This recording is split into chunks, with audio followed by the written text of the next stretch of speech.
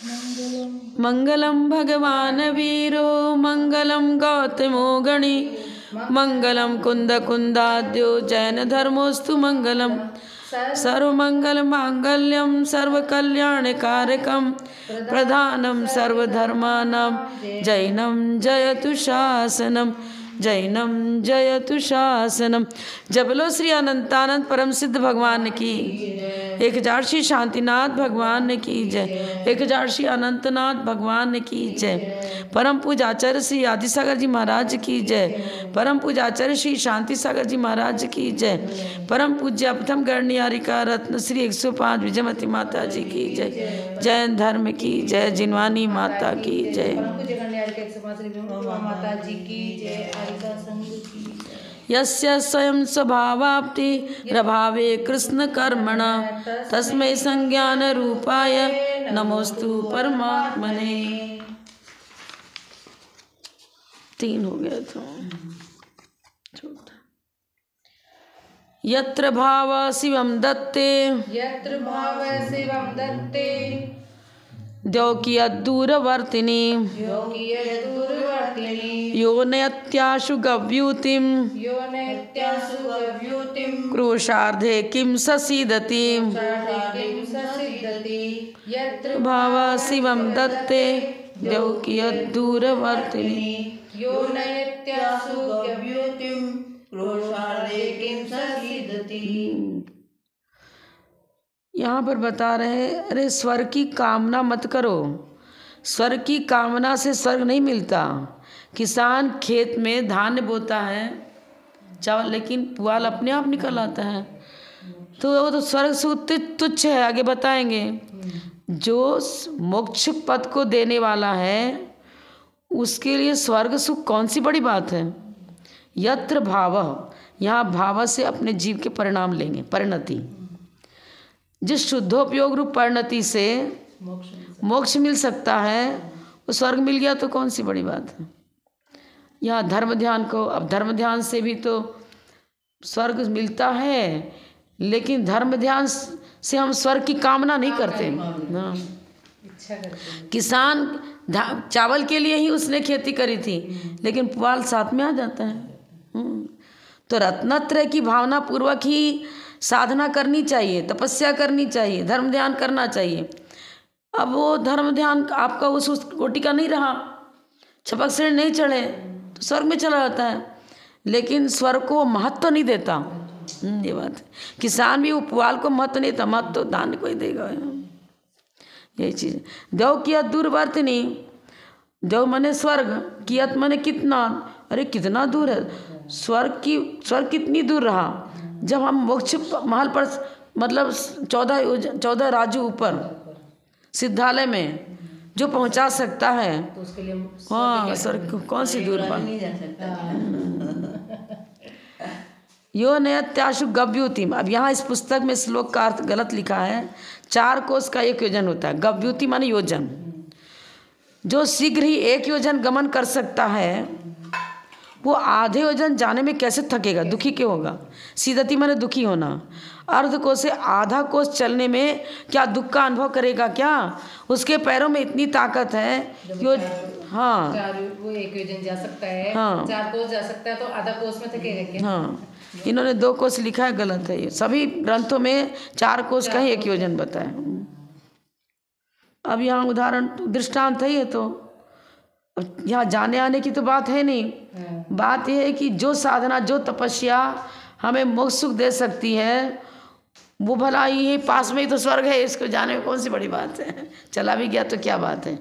और फिर जब मतलब मिथ्यात्व में भी भद्द परिणामी जीव, मिथ्यात्व पूर्वक भद्द परिणामी जीव स्वर्ग प्राप्त कर लेते हैं लेस्याओं की विशुद्धि से।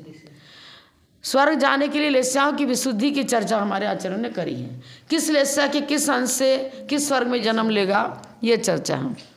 लेकिन रत्नात्रय की साधना तो मात्र मतलब क्या बताएंगे, अनंत चतुष्टय की प्राप्ति के लिए होती है, स्वर्ग के लिए होती ही नहीं है।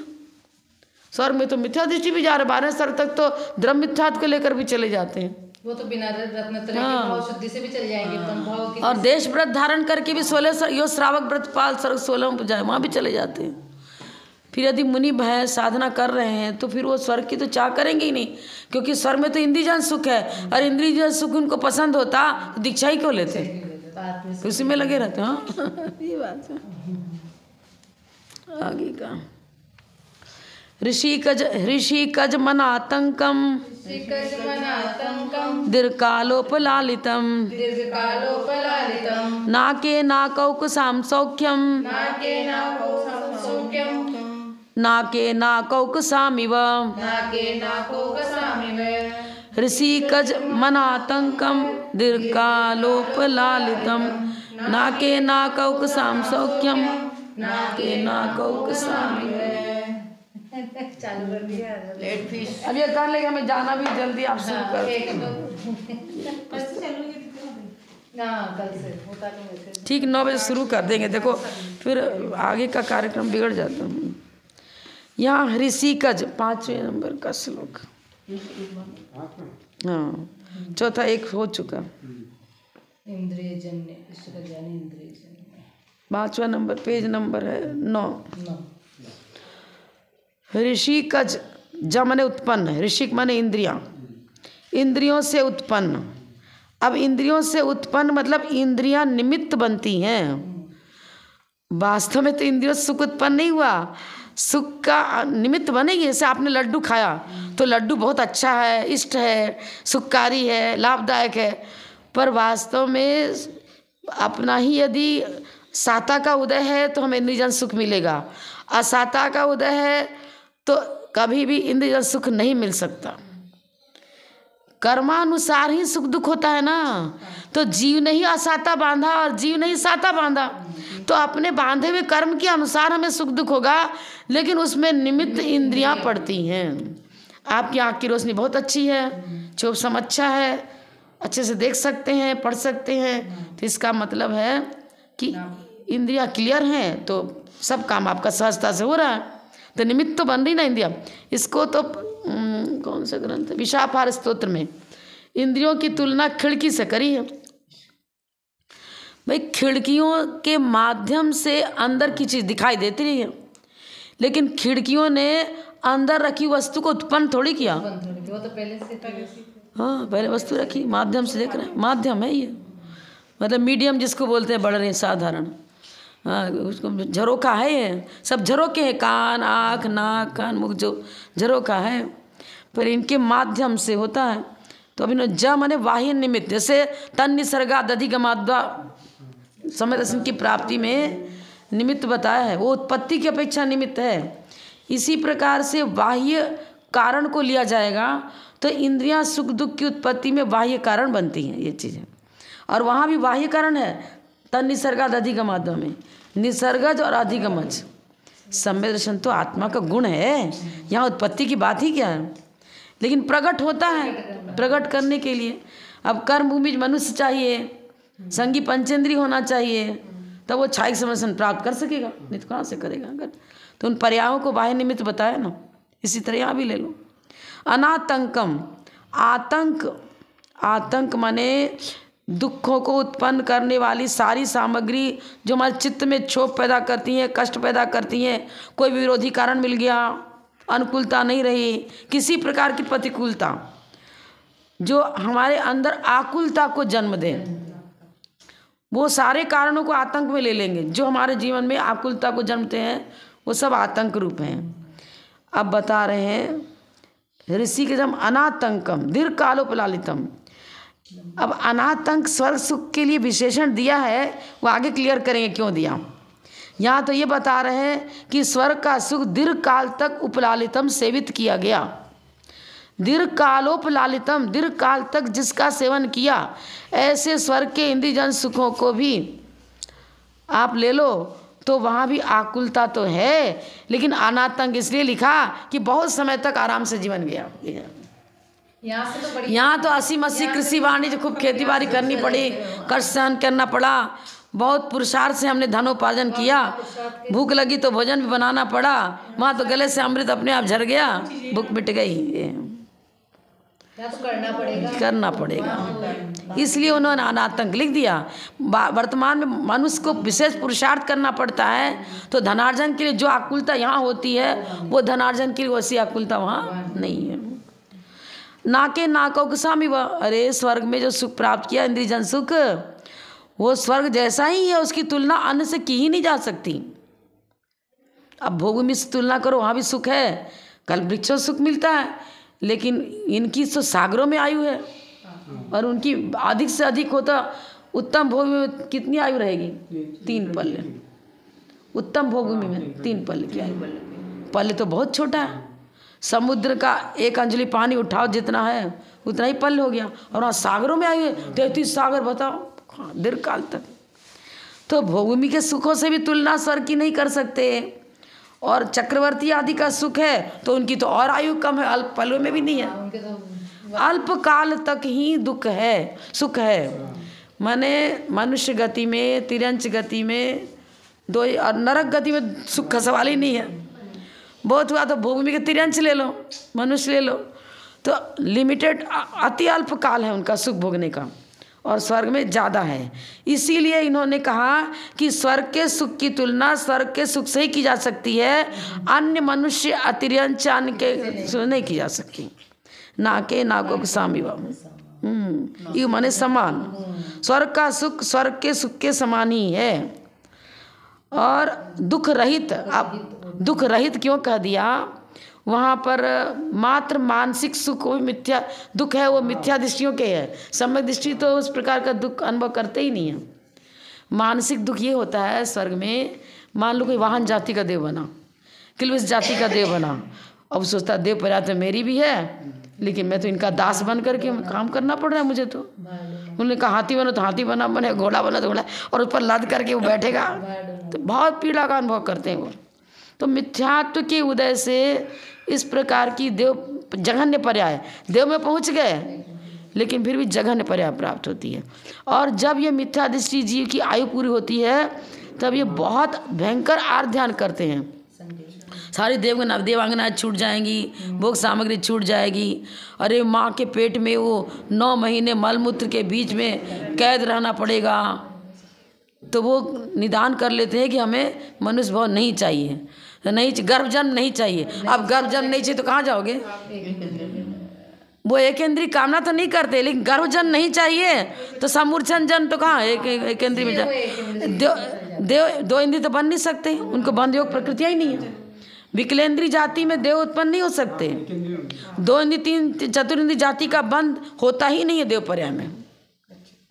या तो एक इंद्रिय का बंध होगा या पंचेंद्रिय जाति का बंध होगा, इसलिए 2 इंद्रिय 3 चतुर्ंद्रिय में जा ही नहीं सकते, ये चीज़ है। और 2 इंद्रिय 3 चतुर्ंद्रिय जीव भी देव पर्याय में जा नहीं सकते, नहीं जा सकते। संगी पंचेंद्रिय, कोई असंगी पंचेंद्रिय जाएगा तो वही भवनत्रिक में ही जा सकता है, बस इतना ही। हाँ, वो बताइए ना कि भाई नरक और तिरंच में नहीं जा सकते, देव जो मनुष्य देव नहीं बनेगा, देव नारकी नहीं बन सकता, देव भोगभूमि तिरंच नहीं बनेगा, भूमि मनुष्य नहीं बनेगा। देव तो कर्म भूमि में ही उत्पन्न होंगे और वो ही संगी पंचेंद्रिय पर्याय प्राप्त होगी।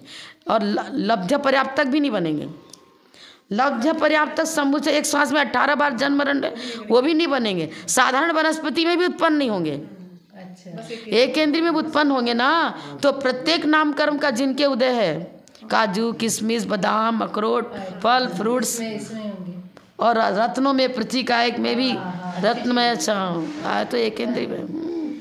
इसके भी कितने भेद हैं। बबूल का पेड़ नहीं बनेगा, कांटे का नहीं बनेगा, बनेगा। मतलब उसमें भी जाकर भी अच्छे पर्याय भी। हाँ, लेकिन दुख तो होना ही पड़ेगा। एक इंद्रिय पर्याय तो एक इंद्रिय है। रत्नों की तो खदान में से निकालेंगे तो कूटे पीटेंगे तो निकालते ही है, करते ही है। पीड़ा तो खूब सहन करनी पड़ती। मतलब वो तो जो मिथ्या दृष्टि है और मरण के समय में उसका विशिष्ट आर्त ध्यान हुआ, वो कहता मुझे गर्भजन्म नहीं चाहिए, तो निदान कर लिया उसने। अच्छे भाव से मरे तो फिर संगी पंचेंद्रिय प्राप्त नहीं प्राप्त होते। एक इंद्रिय में कोई जाते हैं, वो भी इसलिए जाते हैं कि मिथ्या दृष्टियों की संख्या ज़्यादा है। कहीं भी चले जाओ, चारों गतियों में मिथ्या दृष्टियों की संख्या ज़्यादा रहेगी, और मिथ्या दृष्टि तो अपनी देवांगनाओं का वियोग सहन नहीं कर पाते वो। इतना आनंद उनको वहाँ पर मिल रहा था।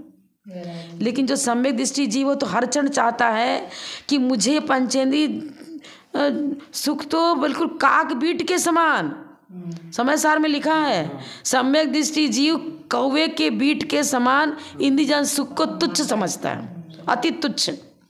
वो कामना करेगा, क्यों करेगा कामना? वो तो कहता है कि ठीक है 9 महीने दुख सहन कर लेंगे, लेकिन मुझे मनुष्य पर्याय तो मिले, मोक्ष मार्ग तो पकड़ूं मैं। वो चाह नहीं रखता उसकी इंद्रियजन्य सुख की कामना। तो वर्तमान में भी अभी धर्म ध्यान करने वाले जो हमारे श्रेष्ठ श्रावक हैं वो भी नहीं करते, भले अब करना पड़ रहा है, मतलब अब पड़े तो फिर शरीर को चलाने के लिए भोजन भी करना ही पड़ेगा, वस्त्र भी पहनना ही पड़ेगा, सब करना ही पड़ रहा है, वो कर रहे हैं। हाँ, अब मुनि व्रत नहीं धारण कर पा रहे, उनकी आत्मबल इतना नहीं है, लेकिन अंतरंग में चाह तो उनकी रत्नत्रय की रहेगी और अन्य के प्रति करना पड़ रहा है ये चीज़, चाहे सम्यक दृष्टि है तो। सम्यक दृष्टि बहुत ही नित्यम ज्ञान वैराग्य शक्ति, ऐसा समय सार कलश में लिखा है। सम्यक दृष्टि है तो ज्ञान और वैराग्य ये दो के साथ अविनाभाव संबंध। अविनाभाव संबंध माने होने पर होना, जहाँ जहाँ जीव है वहाँ वहाँ चेतना है, जहाँ जहाँ चेतना है वहाँ वहाँ जीव है, जहाँ जहाँ जीव है वहाँ रत्नत्रय स्वरूप तो है ना। इसी प्रकार सम्यक दृष्टि है तो पक्का ही ज्ञान और वैराग्य उसके साथ वही परिणति रहेगी। अन्य परिणति है तो इसका मतलब सम्यक दर्शन उसका निर्दोष नहीं है, आठ अंग सहित नहीं है, ये चीज़ है। सम्यक दृष्टि भोजन करेगा, सब कुछ करेगा, लड्डू भी खा रहा है, पेड़ा भी खा रहा है, भोजन भी सब कुछ सब कार्य कर रहा है, मतलब ब्रह्मचर्य भी नहीं है, लेकिन अंतरंग में उसके प्रति अनंतान मंदी कसाय वाली जो राग और परिणति होती है वो उसको नहीं रहेगी। उसको करना पड़ रहा है, मतलब क्या करे, परिस्थिति है, शादी विवाह हो गया तब घर में रहना पड़ रहा है, इस गृहस्थी में रहना पड़, ये चीज़ है। कम से कम अपने भाव को तो संभाल के रखे ना, कषायों को मंद कर दे, बस कषायों को खत्म करने की कोशिश करें, बाकी और तो नहीं छूटता। जैसे कि औषधि का उदाहरण देते हैं कि औषधि खानी पड़ती है, रोगी चाहता नहीं कि मुझे जिंदगी भर औषधि खानी पड़े। इसी प्रकार सम्यक दृष्टि भी पंचेंद्रिय विषय भोग भुगता है, लेकिन औषधिवत। अब क्या करे, भूख सहन नहीं हो रही, प्यास सहन नहीं हो रही तो लेना कर पड़ रहा है, ये चीज़ ऐसा ही बताया पुस्तकों में। तो स्वर्ग का सुख स्वर्ग के समान इतना ही बताया इन्होंने। तो अब कोई शंका कर दिया कि भाई जब स्वर्ग में भी अच्छा सुख बता रहे हो आप, तो फिर मोक्ष की बात ही मत करो, आराम से स्वर्ग में जीवन व्यतीत करेंगे। अरे स्वर्ग का सुख दीर्घकालीन है, इस पॉइंट को लेकर के हमने कहा अनातंक है, दीर्घकालीन तक मिलता है सेवन में। आकुलता को तो जन्म देगा ही देगा, इंद्रियजन्य सुख आकुलता को तो जन्म देता ही है। माँ दीर्घकाल तक बाधक सामग्री, मतलब जो असाता का शरीर में रोग हो गया, वहाँ रोग है नहीं, तो असाता के उद्रेक से बच गए, असाता जन आतंक नहीं रहा, असाता जन आतंक रोग नहीं रहा, और खेती बाड़ी करनी पड़ती, व्यापार तो वो भी नहीं रहा, उसकी भी आकुलता नहीं रही। बहुत सारी ऐसी आकुलता है जो वहाँ नहीं रहती है। यहाँ की अपेक्षा वहाँ, हाँ ये चर्चा है, हाँ ये मत मान लेना, ये चीज का करना बता रहे ना। इंद्रियजन्य सुख दुख भ्रांति मात्र है, इंद्रियजन्य सुख दुख भ्रांति मात्र, सुख और दुख दोनों भ्रांति है। क्योंकि हमारे आचार्यों ने तो मोहिनी कर्म के अभाव से जो अतीन्द्रिय सुख प्राप्त होता है उसी को सच्चा सुख कहा है, इंद्रियजन्य सुख को तो सुखाभास कहा है। सुखाभास माने लग रहा है कि हमें सुख मिल रहा है, लेकिन सही सुख है नहीं। हाँ वो मान्यता है आपकी, इसमें सुख वास्तव में सुख है नहीं। एक बार हम लोग जब जयपुर में थे तो प्रवचन सार क्लास चलती थी, तो पढ़ाते थे नेमीचंद पाटनी, टोडरमल स्मारक के थे वो आचार्य महाराज, सब हम लोग सब साधु, करीब 60-70 साधु सब क्लास में बैठते थे, वो क्लास लेते थे। अब इंद्रियजन्य सुख को कहता है, अरे चक्रवर्ती का सुख, देवों का सुख बता रहे बहुत अधिक है। कितना अधिक है? अरे अनंत गुणा। ये क्या बता रहे हैं? मोक्ष में जो सुख मिलता है वो देवों के सुख से अनंत गुणा, ऐसा कहीं कहीं हिंदी के किताबों में भी मिल जाता है। गलत है, बिल्कुल गलत है। ऐसा लिख दो तो हम तो 0/100 नंबर देंगे, 0 देंगे नंबर, हम तो देंगे ही नहीं। अरे आप ऐसा अद्वितीय सुख है, अनुपम है, अनंत। 1 किलो शक्कर है और 100 किलो शक्कर है, क्वालिटी तो वही रही, क्वालिटी तो वही रही। तुलना नहीं कर सकते। अरे अनंत गुणा तो माप तोल भाई, ये 1 किलो है, ये आधा किलो है, एक छटाक है, ये वहाँ तो क्वालिटी ही अलग है ना। आती इंद्रियजन सुख, ये इंद्रियजन सुख है, चीज ही अलग है वो इंद्रिया, वहाँ इंद्रिया है ही नहीं, मतलब इंद्रियजन सुख का अनुभव ही नहीं है।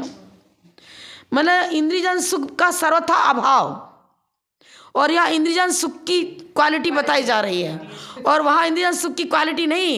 इंद्रियजन सुख को तो तुच्छ बताते बिल्कुल हटा ही दिया है, चीज ही अलग। निष्कासित ही कर दिया इंद्रियजन सुख को, चीज ही अलग है। इसकी तुलना हो ही नहीं सकती उससे। तो बहुत अलग ही चीज है। मोक्ष में स्वर्ग सुख से अनंत गुणा सुख मिलता है, ये कथन बिल्कुल आध्यात्मिक दृष्टि से गलत है। नए विवक्षा सर्वथा व्यवहार न निश्चय है, दोनों ही न से गलत है, क्वालिटी अलग है। आप पीतल को सोना कहना चालू करो तो आपका कहना सही है क्या? सर्वथा गलत है ना, पीतल सोना है ही नहीं, आप कैसे पीतल को सोना कह रहे हो? ऐसे नहीं कह सकते भी पीतल से 100 गुना अधिक चमक है, उसकी चमक ही अलग है, वो क्वालिटी ही अलग है, ये भी नहीं कह सकते, चीज़ ही अलग है वो तो। चीज ही अलग है। कितना भी उसको चमका, कितने लोग पीतल के बर्तन पुराने महिलाएं उसको चमका चमका के इतना चमका देती थी ना, अरे वो बहुत चमकता था, मुँह देख लो उसमें, चेहरा देख लो, खूब चमकता है। अभी भी नकली गहने जो पहनते हैं ना आप लोग, ऑर्नामेंट्स, ओरिजिनल सोना से भी ज़्यादा चमक देता है, पर ओरिजिनल तो ओरिजिनल रहेगा। आपको सोना जिस मूल्य से बिक रहा है, ज़्यादा चमक है, ज़्यादा मूल्य दे देगा क्या? पहनने कुछ में नहीं देगा। ऐसे रहता है कि पहन तो अपन आर्टिफिशियल रखा है ना, गोल्ड थोड़ी, चाहे कितना ही बढ़िया लगो। बस यही चीज़ है, यहाँ पर यही बता रहे हैं। जरा सा भी पहनो तो ऐसा लगता है सोना पहन रखा है, मनी वैसा है। बात ही अलग रहती थी उनकी तो। बहुत फर्क पड़ता है। प्रशस्त राग भी, उसको हम धर्म ध्यान कर रहे हैं, व्यवहार की भूमिका से कह लो। धर्म वस्तु स्वभाव धम्मो, रत्नत्रय धर्म है, उत्तम चमा 10 धर्म है। ये क्रियाकांड तो मीडियम माने माध्यम है, हमारे परिणाम कहीं पाप के कार्यों में न संलग्न हो जावें, पाप में हम इंगेज ना हो जावें। उससे पाप से बचने का उपाय कि जिनेंद्र भक्ति करो। जिनेंद्र भक्ति का मतलब परिणामों को लेंगे, परिणामों की विशुद्धि लेंगे, तब तो आत्मा का धर्म हुआ। लेकिन मात्र ये जो क्रियाओं को लेंगे नहीं है वो।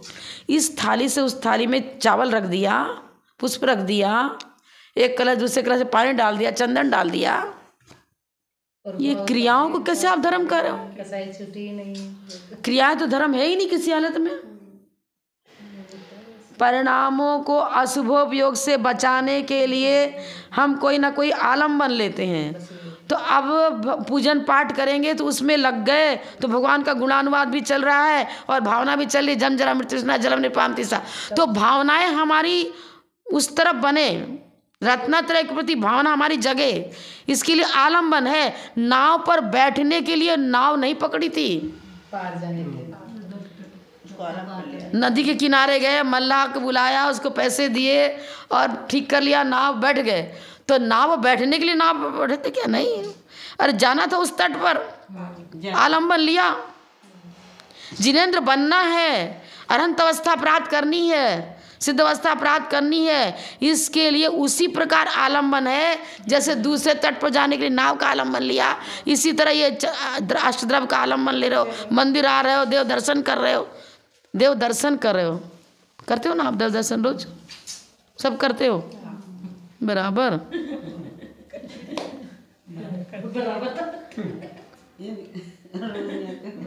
नहीं, अपन जो दर्शन कर रहे हैं वो दर्शन चर्म चक्षु से दर्शन हो रहा है, संयम की ओर यदि दर्शन का मतलब वीतराग परिणति, हमारे अंदर बंदे तद्गुण लब्धे बोल ही रहे हो, लेकिन उस तरफ से बड़ा पुरुषार्थ बिल्कुल नहीं चल रहा, खाली रूढ़ी चल रही, आ रहे जा रहे रूढ़ी चल, तो कहाँ दर्शन हुआ?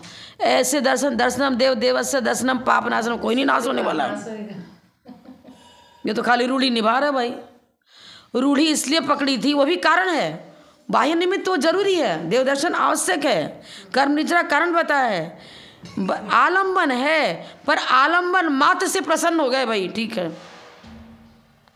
भोजन बना लिया और खाया नहीं, पेट तो बना लिया खाया नहीं, वीतराग भगवान के द्वार पर तो आए पर वीतरागता पकड़ी नहीं, स्वीकार नहीं किया, तो फिर क्या होगा?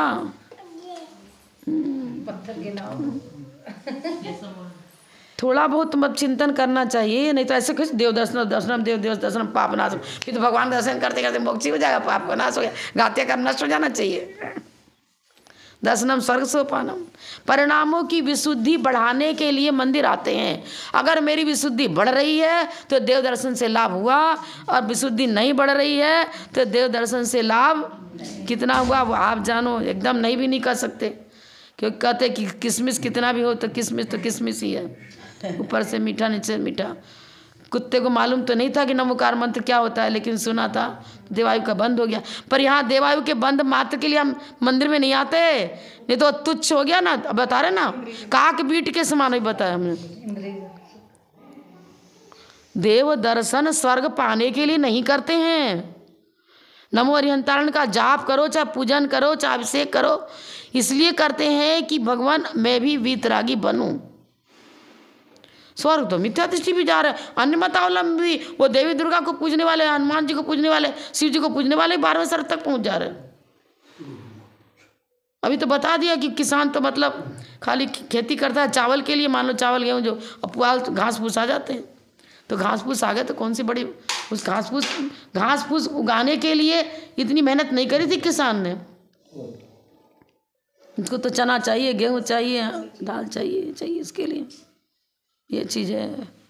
नहीं तो कुछ नहीं होने वाला है, वो बात है। खाली हाथ आए खाली हाथ गए। बड़े माता जी बोलती, अरे सब्जी खरीदने के लिए सब्जी मार्केट में गए थे, थैला लेके गए, सब्जी को खूब अच्छी तरह से देखा, ये बहुत अच्छा आम है, ये बहुत अच्छा फल है, ये बहुत अच्छा केला है, ये लौकी बहुत अच्छी है, सब अच्छा देखा। भगवान तुम बहुत अच्छे हो, तुम वीतरागी हो, सर्वज्ञ हो, हितोपदेशी हो, तुम ऐसे हो, तुम ऐसे हो, तुम ऐसे हो, गुणानुवाद किया, सब्जी का गुणानुवाद किया। ज्वेलर्स की दुकान पे गए, अच्छे अच्छे सोना चांदी हीरा मोती माणी देख दुका के आ गए, पर थैला खाली गया था और थैला ही आ गया। ये चीज़ है, क्या हुआ सोचो। कुछ ना कुछ, इसलिए कितने जगह माता जी लोग वहाँ पर नियमावली लगा देती हैं, कैसे घुमाओ उसमें से। जो कभी कोई दिन आता है कि रात्रि भोजन मत करो, या कोई खरी का त्याग करो, या कुछ चीज़ का त्याग करो, आज आलू का त्याग कर देना, ऐसे प्रतिदिन का नियम। तो कुछ तो नियम लेके जाओ, मंदिर में आ रहे हो तो संयम का कुछ ना कुछ तो। थैला में कुछ एक छटाक चावल तो लेके जाओ, बड़ा थैला लेके आते तो कुछ नहीं लेके जाए, कुछ किया तो कुछ भी नहीं, फिर क्या होगा। ये सोचने की बात है। इसलिए यहाँ लिख रहे इंद्रिय जन वासना मात्रम एव एतत्, वासना मात्रम एव एतत्, या इंद्रिय जन सुख। वासना मात्र मतलब केवल कल्पना मात्र है, चार सोच रहे हैं कि इसमें आनंद मिल रहा है। इंद्रिय जन सुख तुच्छ है। ये बोले नहीं, श्लोक नहीं बोल ना, नहीं बोला क्या?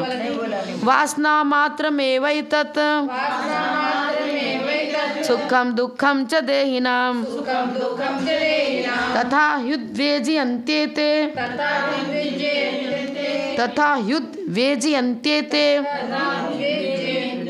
भोगारोगा इवापदी। उत उपसर्ग है ना, बीज धातु है तो एक साथ बोलेगा ठीक है, लेकिन आधा द है और व पूरा है।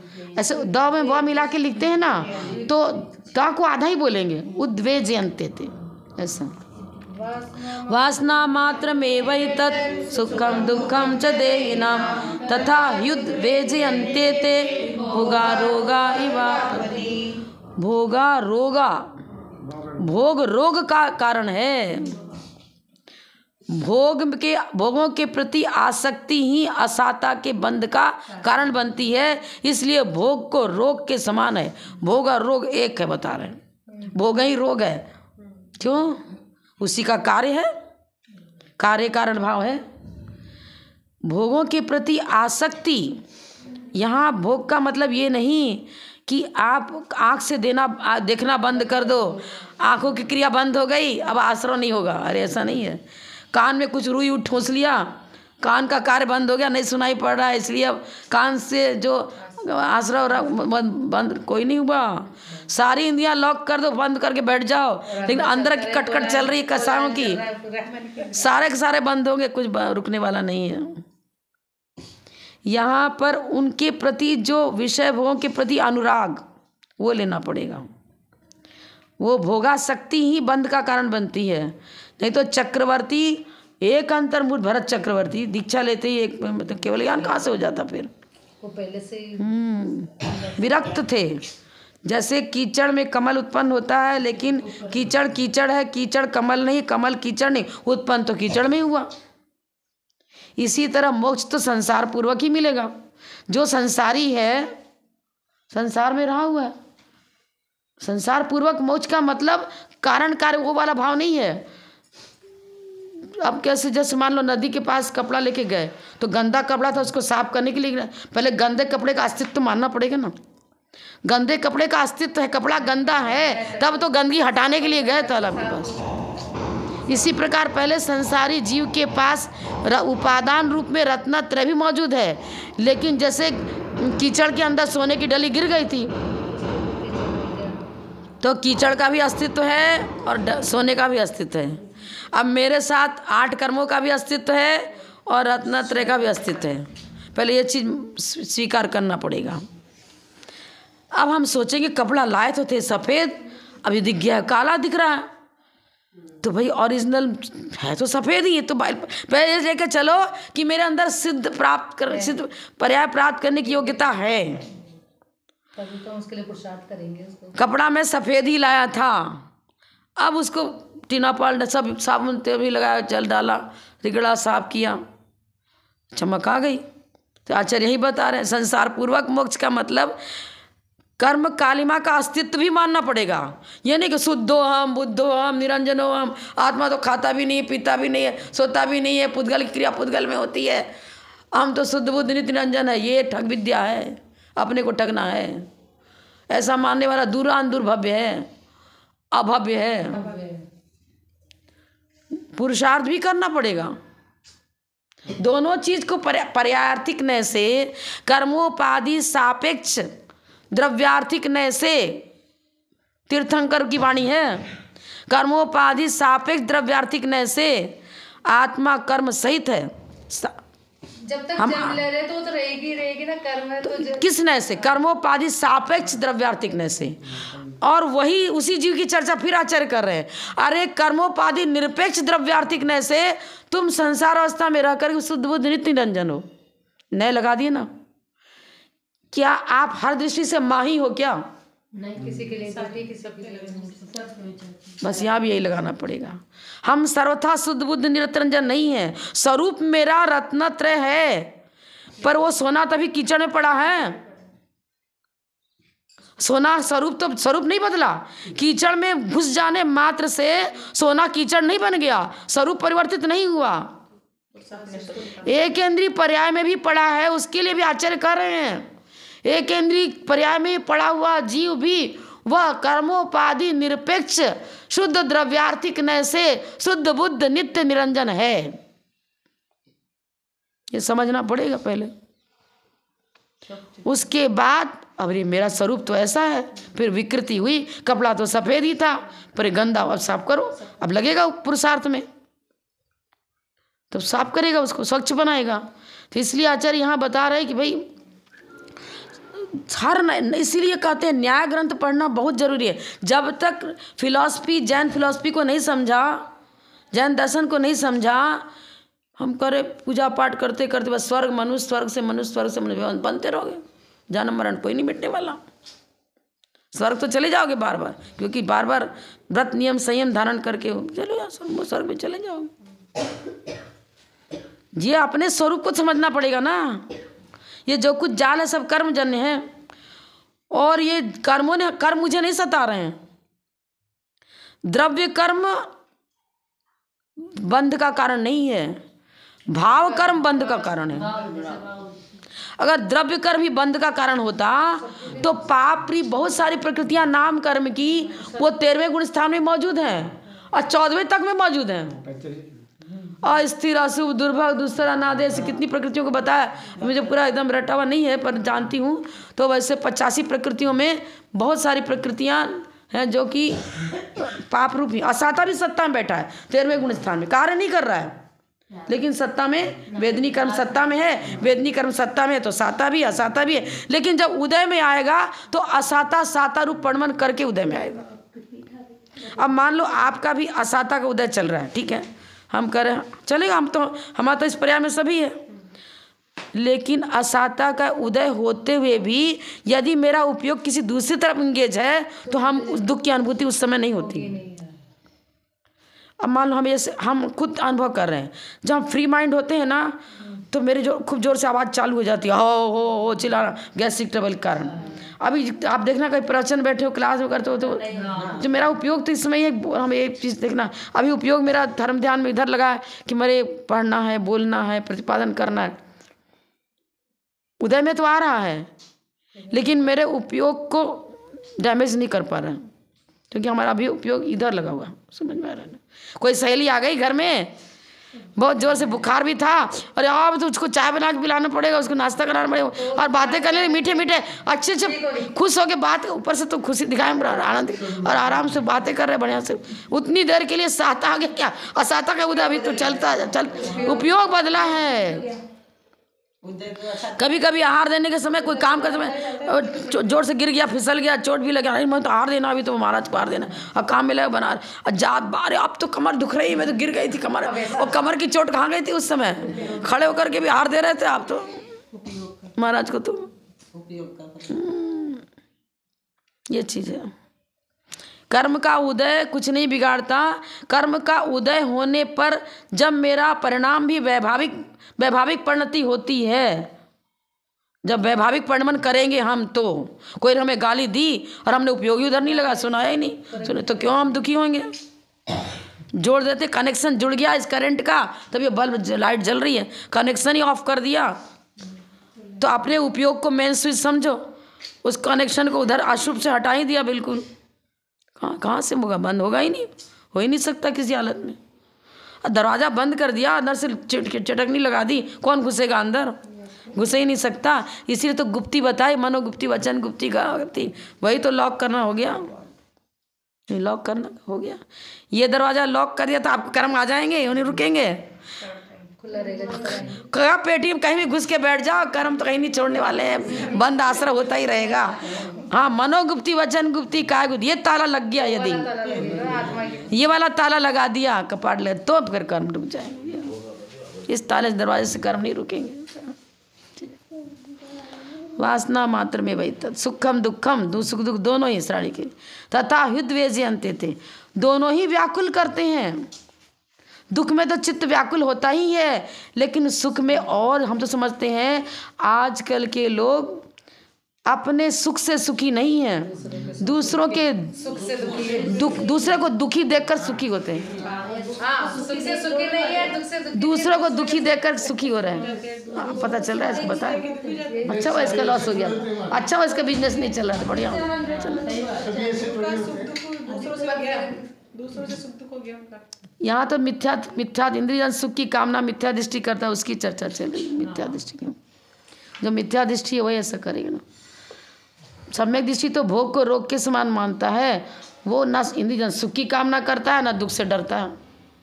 वो तो बोला आप तो मेरे को तो कर्म का टैक्स चुकाना ही पड़ेगा, ऐसा बांधा है, ऐसा भोगना ही पड़ेगा, और स्वपर हित की भावना रखेगा, दूसरे का बुरा कभी सोचेगा ही नहीं, तो दूसरे के दुख की खुश क्यों होगा। वो तो सम्यक दृष्टि जीव नहीं करेगा ऐसा।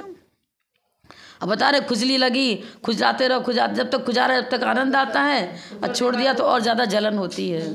इसी तरह पांचों इंद्रियों के विषय को अपना राग पूर्वक सेवन करते रहते हैं, फिर बाद में क्या करेगा, ये भोगासक्ति पूर्वक आर ध्यान से मरण हो गया, जब नरक में चला गया, वहाँ जलन, यहाँ के भोग का आनंद, वहाँ का आनंद क्या, पिटाई अच्छी हो रही, बढ़िया। यहाँ तो चक्रवर्ती शुभम चक्रवर्ती, और कौन, ब्रह्मदत्त चक्रवर्ती। इंद्रजन सुख का तो बहुत अच्छा अनुभव किया, लेकिन उसी अनुभव ने उसको कहाँ पहुँचा दिया, उसी राग ने पहुँचा दिया। सुंदर महल, सुंदर सब सोने चांदी का सबका काम है, नक्काशी बनी हुई है, क्या वैभव है, कुछ ठिकाना नहीं, वर्णन नहीं कर सकते। लेकिन यही सुख अब कहाँ पहुँच गए लक्ष्मण, और कहाँ पहुँच गए कृष्ण जी। क्यों, क्या कमी थी यहाँ? और हम आप यदि उसी में फंस गए, उन्हें नहीं छोड़ा तो हमें कहाँ छोड़ेगा, छोड़ने वाला नहीं है। बस औषधि, बस इसका औषधि की तरह इसका सेवन करना पड़ रहा है। ये सोचो, भोजन करते समय भी एक बार तो मन में ये बात लाओ कि अरे कब ऐसा दिन आएगा जब ये चूड़ा रोग रहे ही नहा और मुझे भोजन करना ही न पड़े। कब बाहुबली की तरह दीक्षा लेकर भिक्षा का नाम ही, बड़े माता जी हर रोज हर समय, विजयमती माता जी गणियर विजयमती माता, उनके तो मुझे हमेशा यही निकलता। बाहुबली, उनका बचपना भी चौथी क्लास में एडमिट हो गया था, आराम एडमिट हो चुकी थी। वहाँ बाहुबली भगवान की विशाल मूर्ति, प्रतिदिन उनका स्वयं अभिषेक करती, पूजन करती, तो उनको तो बाहुबली का रट लगा था। और समाधि भी बाहुबली के चरणों में ही हुई। और हर समय यही बोलती, अरे क्या ये आहार उपवास करूँगी मैं, तो मेरे को ऐसा उपवास चाहिए जैसा कि बाहुबली ने किया। वो दीक्षा लेकर भिक्षा का नाम ही नहीं लिया, वही चाहिए मुझे। तो हम उतना कर नहीं, अरे एक बार मन में तो ले आओ, एक लकीर तो खींचे वैराग्य की, अंतःकक्ष में लकीर तो खींचे एक। क्योंकि हर परिणाम जैसे ही चिंतन होता है ना, वैसे संस्कार, उसको अचेतन मन, आजकल साइंस उसको चेतन मन अचेतन मन दो बोलता है। उसमें मतलब हर चिंतन आपके ऊपर अपना अपना कुछ ना कुछ प्रिंट हो रहा है। हाँ, प्रिंट हो रहा है, समझ लो। अब इस भाव में फल देंगे कि अगले भाव में, कि असंख्यात भाव के बाद फल देंगे, वो जाने। लेकिन वो चिंतन कुछ ना कुछ कार्य करेगा। शुभ चिंतन भी अपना कार्य करेगा और अशुभ चिंतन भी अपना कार्य करेगा। कभी कभी उलझुल स्वप्न आ जाते हैं, तो कहाँ से आ गए? कभी न कभी आपने उलझुल को होता होगा, तो वैसा आ रहा है, उसी से मिलते हुए आ जाते हैं। अरे हम तो अभी ऐसा कर ही नहीं रहे। अरे हमने खुद दीक्षा ले ली, सब कुछ कर लिया, लेकिन डेली बस पकड़ना, शहर से आश्रम जाना, तो स्वप्न बेकार। अभी तक बस नहीं आई, मैं तो खड़ी हूँ, पढ़ाना है, उसको संस्कृत पढ़ा रही हूँ, पीठ डांट भी रही हूँ, याद क्यों नहीं किया तूने, पढ़ा। स्वप्न में सब कुछ देख रहा है। फिर धीरे धीरे उधर के उपयोग हटता गया, तो अब नहीं आता, अब कभी नहीं आता, अब कभी भी नहीं आता। लेकिन शुरू में है कि अरे बस छूट गई मेरे को, तो अब रिक्शा पकड़ना पड़ेगा, जाना पड़ेगा, यहाँ पढ़ना पड़ेगा। माता जी को हार दे रही हूँ, अब देने के बाद मुझको तो बस तो चली जाएगी, अब तो रिक्शा से जाना पड़ेगा। क्या क्या मन देख रहे, नींद में देख रहे, नींद में जा रहा है, क्लास ले रहे नींद में ही, ये कर। इसका मतलब क्या, वो पूर्व वाला अपना गहरा संस्कार डाले हुए है, ये चीज़ है। और अब कभी भी नहीं आता ऐसा, क्योंकि अब बहुत दिन हो गए, तो अब क्या से करेगा। तो इसी तरह हम यदि इस तरह का, भले ही हम भोजन हर ग्रास खा रहे हो, भगवान कब ऐसा दिन है जैसे राग छूट जाए, नीरस भोजन करने को मिले। मन में सोचने में क्या बुराई है, खा तो रहे हो, पेट तो रही रहा खाने को तो रोक लगा नहीं रहा। आचार्य सोच तो करो, positive mind, positive result positive कभी ना कभी होना ही है, आज नहीं तो फिर भोगों में रमते रहो और भोग ही भोग मिलते रहेंगे। स्वर्ग जाना, फिर चक्रवर्ती बन जाना, कुछ भी बन जाना, फिर चले जाना स्वर्ग, फिर चले जाना, करते रहना। ठीक है, तिर्यंच नरक नहीं मिलेगी, लेकिन और प्रयास ज़्यादा है। के ज्ञान से तुझे लोकालोक सवाणी में सजरे सदा दे दो के जवानी भारती जो तेरा सरना गया सो पावे सुने देव जोगन को सेवा निरंतर दया बालो सदाए मोक्ष का। ठीक 9 बजे आओ, नहीं तो क्या फिर सब कुछ किसी का काम, फिर जाके आगे बच्चों का स्कूल भेजना है, किसको कुछ करना है, तो 8:30 नहीं तो 9 वाले तो लेट होते हैं माता जी। 9 का टाइम रहता है ना बच्चों का, भेज के आते हैं फिर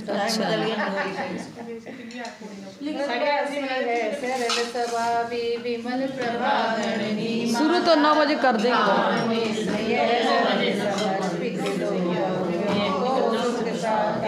गणनी विजय माता जी से शिक्षा दीक्षा पाई है, उनके इस गणनी पद की शोभा